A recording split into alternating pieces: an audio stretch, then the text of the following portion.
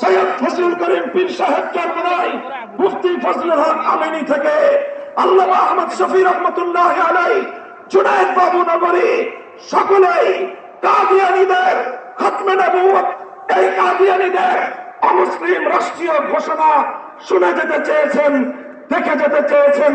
দুঃখ এবং পরিতাপের বিষয়, বাংলাদেশের সরকারগুলো এই কথা রক্ষা করতে পারে নাই।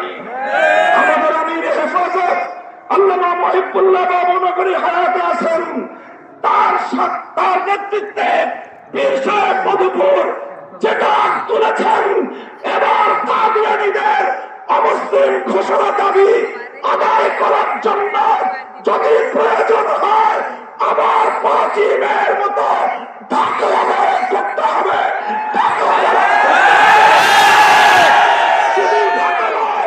প্রয়োজনে জাতীয় সংসদের দিকে লম্বা করতে হবে,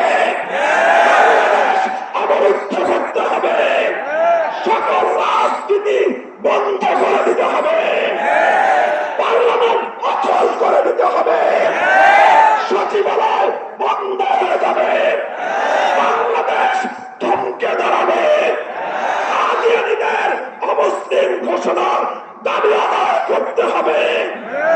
রক্ত দিতে হলে রক্ত দিতে হবে, জীবন দেওয়ার জন্য, খতমে নবুয়তের দাবি আদায়ের জন্য মাথায় কাফনের কাপড় বেঁধে শহীদ ঈদগাহে যেতে কারা প্রস্তুত?